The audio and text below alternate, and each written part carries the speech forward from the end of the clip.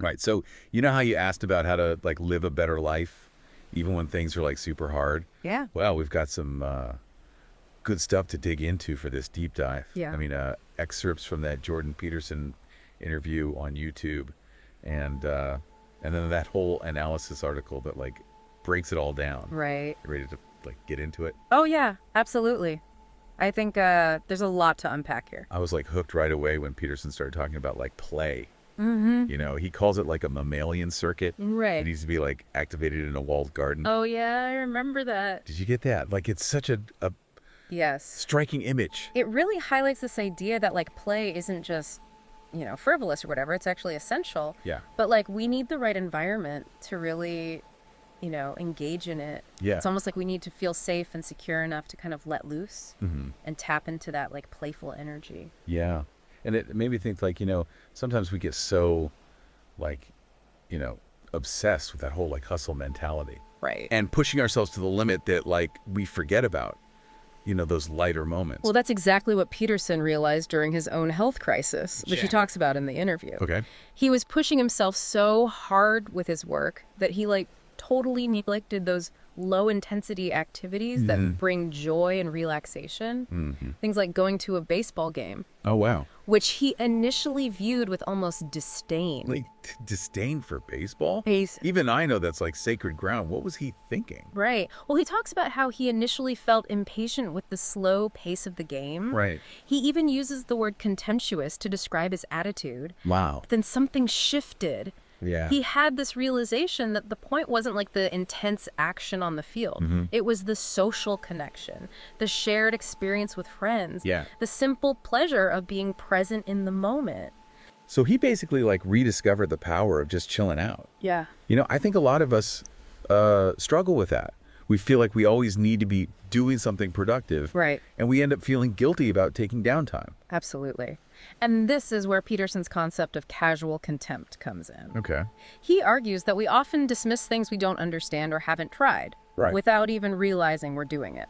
Can you give me, like, an example? I'm not sure I totally get it. Well, in the interview, he talks about how academics often look down on business people. Oh, right. Seeing them as less intellectual or sophisticated, or how some people dismiss watching sports as a waste of time. Right. And what he's saying is that this casual contempt actually prevents us from experiencing things that could enrich our lives. So it's like we're closing ourselves off to new possibilities and experiences, Exactly. all because of these, like, unexamined biases. Exactly. And it's not just about activities or hobbies. Right. It can also extend to people and perspectives. We might dismiss someone's ideas or opinions without really listening to what they have to say, all because we've already decided they're not worth our time. So how do we, like, combat this casual contempt? Do we need to, like, become experts in, like, everything? Not at all. It's more about cultivating a sense of curiosity and open-mindedness. Okay. It's about challenging our own assumptions and being willing to step outside our comfort zones. Okay.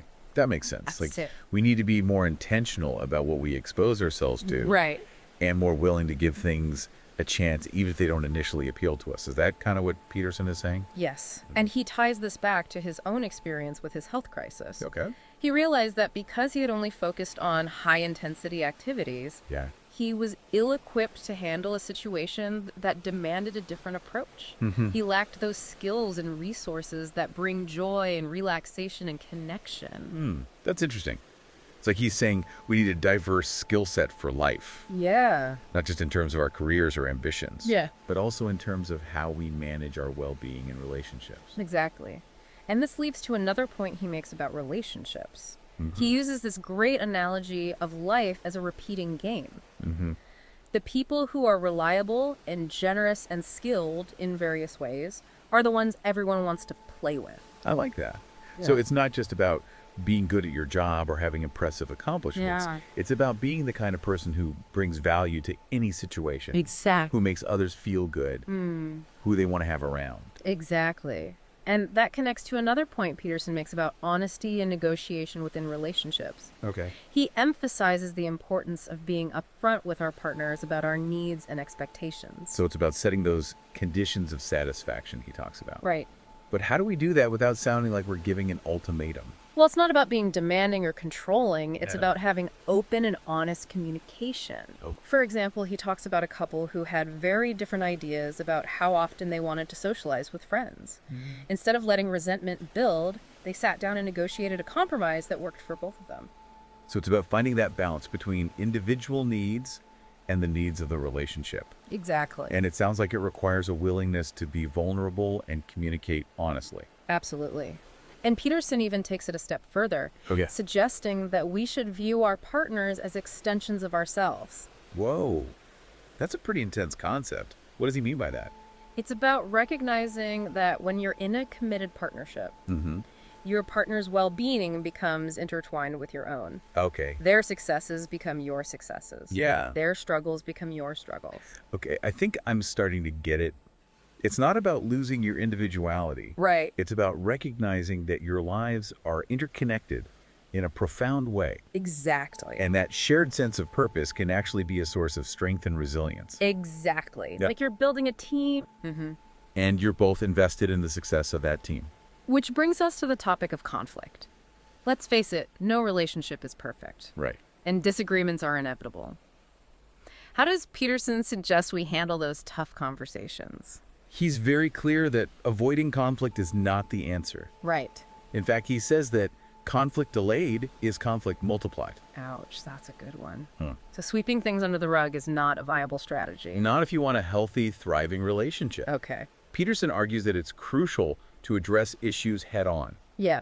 even if it means having difficult conversations. Easier said than done, right? Especially when those conversations get emotionally charged. Definitely. Any tips on how to navigate those choppy waters? Well, Peterson talks about the importance of approaching these conversations with a spirit of understanding and empathy. Yep. It's not about blaming or attacking your partner. Yeah. It's about trying to see things from their perspective and finding a solution that works for both of you. So it's about being willing to listen to compromise. And to prioritize the health of the relationship over winning an argument. Exactly. And he emphasizes the importance of the vow, Yeah. the commitment you make to your partner. Right. Knowing that you're in it for the long haul, that you can't just walk away when things get tough, Right. actually creates a different kind of motivation to solve problems. It's like we're in this together, so we might as well figure it out. That's a really interesting perspective. It's like the commitment itself becomes a resource, a source of strength and determination. Yeah. It shifts the focus from individual needs to the shared goal of making the relationship work. And that shared commitment can be incredibly powerful, Yeah. especially when navigating challenging times. Like, for instance, when dealing with past trauma. Oh, wow. That's a heavy topic, It is. but an important one. Yeah. And it's something the listener who requested this deep dive has personal experience with, right? Yes. And the listener's own experience with sexual abuse as a child provides a powerful entry point for exploring Peterson's ideas about healing from trauma. This is where things get really personal. Yeah. And honestly pretty inspiring. It takes a lot of courage to share such a painful experience. Yeah. And I think it allows for a deeper understanding of Peterson's insights. Absolutely. And one of the first things Peterson emphasizes is that you are not alone in your suffering. Yeah. Trauma is a universal human experience. It's so easy to feel isolated and ashamed when you've experienced something traumatic. Right. But knowing that others have gone through similar struggles can be incredibly validating and empowering. Yes. And Peterson also talks about the importance of understanding that the person you were when the trauma occurred is not the person you are today. Yeah. That separation, that recognition that you've grown and changed can help loosen the grip of those old memories. So it's about recognizing that you're not defined by your past, Exactly. that you have the power to create a new narrative for yourself. Exactly. And Peterson introduces this fascinating concept of developing a theory of malevolence, Okay. which is essentially trying to understand on an intellectual level how someone could inflict that kind of pain. Right. It's not about condoning the act, but rather about contextualizing it within a broader understanding of human nature. Hold on, let me make sure I'm understanding this correctly. Right. It's not about excusing the abuser's actions. Right. It's about trying to make sense of them Right. in a way that doesn't completely shatter your faith in humanity. Exactly. It's about creating a framework for understanding the event Okay. that prevents it from defining your entire worldview. That's powerful. It's like reclaiming your own narrative, Yeah. refusing to let the trauma define you. But it takes a lot of work and courage. It does. But Peterson believes it's essential for moving forward and creating a fulfilling life. Yeah. And what's interesting is that he's very open about his own struggles, despite being an expert in these areas. You mean even someone like Jordan Peterson, who seems to have it all figured out, Yeah, still faces challenges? absolutely. He talks candidly about the overwhelming nature of fame and Yeah. the ongoing health issues he's facing. It's a reminder that even the most accomplished among us are still human, still vulnerable to life's curveballs. I think that's actually really reassuring. Yeah. It makes him seem more relatable, more human. So if he's not immune to these struggles, how does he cope? Well, he talks about the importance of routine, Oh, exercise, and focusing on worthwhile tasks yeah. as ways to manage anxiety and uncertainty. It sounds like he's emphasizing the importance of taking care of yourself, Yes. both physically and mentally, especially when going through difficult times. Right. Is that right? Absolutely. And I think that resonates with the listener's own story about being picked last in sports as a child. Oh, yeah. It was a painful experience, Right. but it ultimately fueled a drive to succeed, to prove those doubters wrong. That's amazing. So instead of letting that experience define it, Yeah. the listener used it as motivation to build confidence and achieve his goals. Exactly. And Peterson talks about how confronting our inadequacies can actually be a path to building confidence. It's not about pretending we're perfect. Right. It's about acknowledging those areas for improvement and using them as fuel for growth. So it's about embracing those imperfections, Yeah. seeing them as opportunities for growth rather than sources of shame. Yes, and Peterson argues that this is an ongoing process. Right. We're always going to have weaknesses and areas where we can improve. Right. The key is to not let those weaknesses define us, but rather to view them as challenges to overcome. I love that. It's such an empowering message. So what other challenging ideas does Peterson throw out there? What else did you find intriguing? Well, his evolving perspective on money really stood out to me. Money?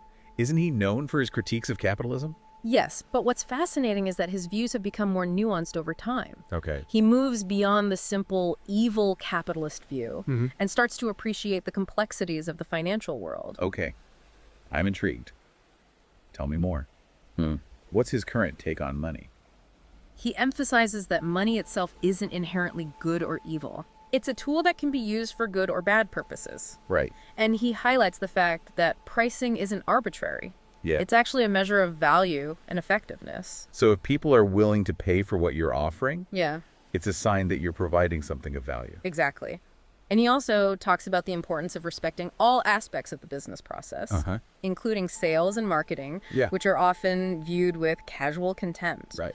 He argues that these functions are essential for getting your product or service out into the world and making a positive impact. That's an interesting point. I think a lot of people, myself included, have this idea that real work Yeah, involves creating something tangible, right. while sales and marketing are somehow less valuable or even Yeah. manipulative. But Peterson argues that it's all interconnected. You can have the best product in the world, but if no one knows about it, Right. it's not going to make a difference. So it's about seeing the bigger picture, Yeah. understanding how all these different roles Yeah. contribute to the overall success of an endeavor. Exactly. And perhaps most importantly, he emphasizes the opportunity to use wealth for greater good. Yeah. It's not just about accumulating money for its own sake. Right. It's about using it as a tool to make a positive impact on the world. That's a powerful message. Yeah. It's about shifting our perspective from money as a source of stress or greed to money as a potential force for good. Exactly.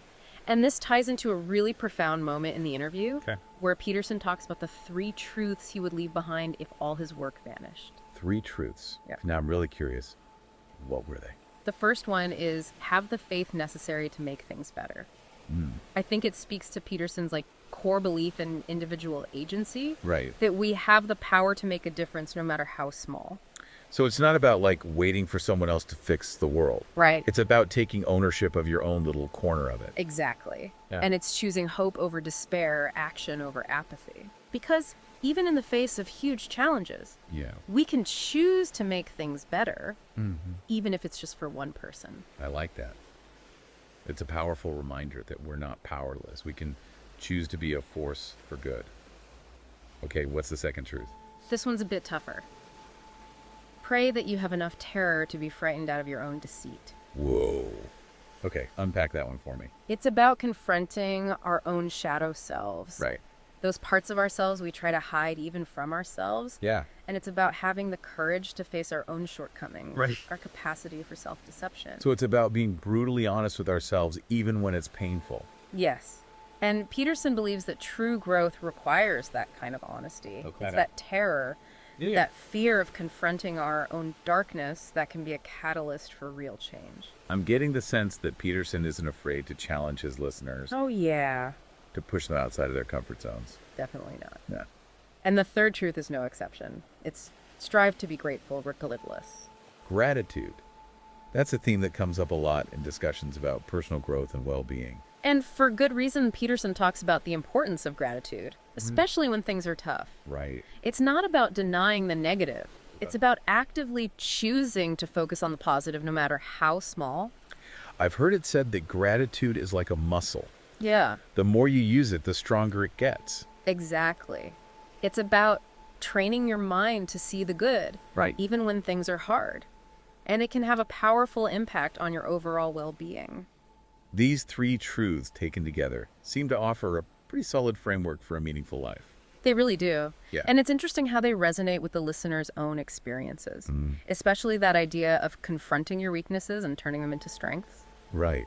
Like that story about being picked last for sports as a kid. Exactly. Instead of letting it crush him, he used it as fuel to become successful. It's a perfect example of Peterson's idea of taking responsibility for your own life. Instead of blaming external circumstances or feeling sorry for himself, Right. he used that experience to become more resilient. That takes serious grit and determination. It does, and I think it's something we can all learn from. Yeah. Because we all have those moments where we feel inadequate or like we've been dealt a bad hand. Right. The question is, what do we do with those experiences? Do we let them define us?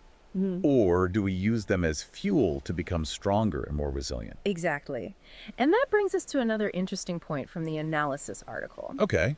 The writer points out that Peterson's views on money have evolved over time. Yeah, we were just talking about that. Uh-huh. He's moved beyond the simple evil capitalist view. Right.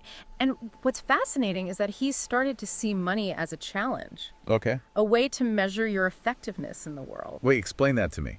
How can money be a challenge? He talks about how in a free market system, Yeah. pricing isn't arbitrary. Right. It's a measure of the value you provide to others. So if people are willing to pay for your product or service, it means you're doing something right. Exactly. And he argues that this can be a powerful motivator. Okay. It pushes you to improve, Yeah. to create something that truly benefits others. I like that. Yeah. It shifts the focus from money as a source of personal gain Yeah. to money as a measure of your positive impact on the world. Exactly. And this ties into another important point he makes about respecting all aspects of the business process. Okay. He challenges that casual contempt many people have for sales, Right. marketing, and customer service. I'll admit I've been guilty of that myself. It's easy to dismiss those roles as less important or less creative than, say, product development or design. But Peterson argues that they're all essential pieces of the puzzle. Right. You can have the most innovative product in the world, Yeah. but if you can't connect with your customers and effectively communicate its value, Right. it's not going to succeed. That makes total sense. Yeah. It's about recognizing that every role, Yeah. every skill set has its own importance in the overall ecosystem. Exactly. Yeah. And ultimately, Peterson believes that money can be a tool for good. Yeah. He encourages people to use their wealth and resources to make a positive impact on the world. So it's not about demonizing money or accumulating it for its own sake. Right. It's about using it as a force for positive change. Right. And this brings us back to the listener's own story. Oh. They mentioned struggling with the idea of money, seeing it as inherently evil or corrupting. Yeah, I think that's a common sentiment. Yeah. Especially among people who are drawn to creative or intellectual pursuits. Right. There's often a sense of disdain for the materialistic world of business and finance. But Peterson challenges that perspective. Yep. He argues that it's possible to be both successful and ethical, Right. to create wealth while also making a positive impact on the world. It's about finding that balance, Yeah. that sweet spot where you're pursuing your passions, creating value for others, Yeah. and using your resources to make a difference. Exactly. And it's about recognizing that money is just a tool. Yeah. It's how you use it that matters. Okay, so we've covered a lot of ground here. We have. We've talked about the importance of play, Right. the dangers of casual contempt, the power of relationships, Yeah. the challenge of healing from trauma, Right. and even the complexities of money. Yeah. It's been quite a journey. It has. And through it all, I think we've seen how Peterson's own personal experiences have shaped his perspective and made his work so relatable. Yeah. He doesn't shy away from his own struggles. Right. In fact, he embraces them as part of the human experience. And that vulnerability makes his message all the more powerful. Absolutely. It reminds us that we're all in this together, that none of us has it all figured out. And that's okay. It's the journey that matters. It's Yeah. about continually striving to become the best versions of ourselves, Right. even when it's hard. I love that. Yeah. So as we wrap up this part of the deep dive, what are some of the key takeaways that have stood out to you? What's resonating most strongly? For me, it's the emphasis on personal responsibility. It's so easy to get caught up in blaming external circumstances for our unhappiness. Right. But Peterson reminds us that we have the power to choose our responses, to create meaning even in the face of adversity. I completely agree. Yeah. And for me, it's the reminder that even someone like Peterson, Yeah. who seems to have it all figured out, Right. still struggles with doubt, fear, and insecurity. Yeah. It's a reminder that we're all on this journey together, that none of us is immune to life's challenges. And I think that's what makes his work so relatable and so powerful. Yeah. He doesn't pretend to have all the answers. Right. But he offers us tools and strategies for navigating the complexities of life Yeah, with courage, honesty, and a sense of purpose. absolutely. And if you're interested in exploring these ideas further, I highly recommend checking out Peterson's books, 12 Rules for Life and Beyond Order, as well as his YouTube channel and podcast. There's a wealth of information out there. And remember, this is just the beginning of your own exploration. Yeah. It's about taking these ideas and applying them to your own life. Right? Seeing what resonates with you, what challenges you, Right. what inspires you to grow and evolve. So true.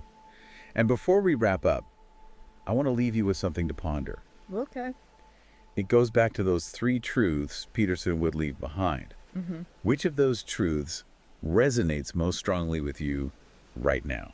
Yeah. And how could you begin living it more fully? Yeah. It's a good one to think about for a while. And I think it ties into another important point from the analysis article. Okay. You know, the focus on the practical applications of Peterson's ideas. It's not just abstract philosophy or whatever. Right. It's about how we can actually apply these principles to our everyday lives. Yeah, you're right. And one of the things that really stuck with me was his advice on building confidence.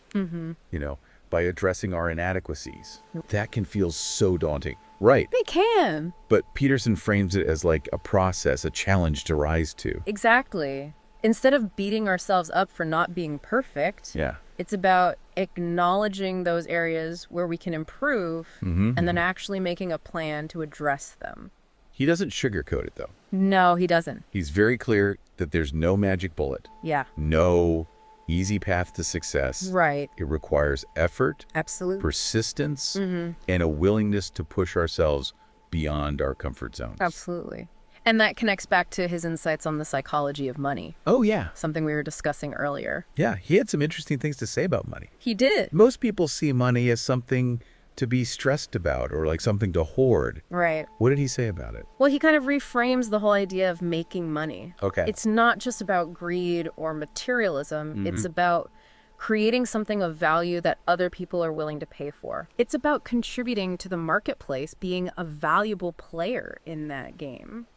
It almost sounds like he's saying that if you're not making money, Right. you're not really providing enough value. Is that too harsh an interpretation? I don't think so. Yeah. It's more about recognizing that in a free market system, Yeah. people vote with their wallets. Right. If no one is buying what you're selling, it might be a sign that you need to refine your product, Oh, your marketing, or your understanding of what people actually need and want. that's a good point. It challenges us to really think about the value we're offering Yeah. and to be honest with ourselves about whether it's truly meeting a need. And he also emphasizes the importance of customer service, Right. sales and marketing. Right. These are often seen as the less glamorous aspects of business, Yeah. but he argues that they're absolutely essential. Yeah, he called out that casual contempt that a lot of people have towards these fields. Yeah. But if you think about it, Right. what good is a brilliant product if no one knows about it? or no one has a positive experience buying it. Exactly. Yeah. It goes back to that idea of respecting all the different pieces of the puzzle, recognizing that every role, every skill set is important for achieving a common goal.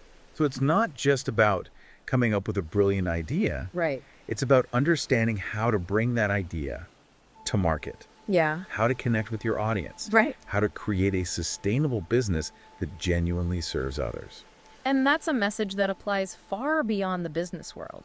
It's about approaching every aspect of our lives with curiosity, open-mindedness, and a willingness to learn and grow.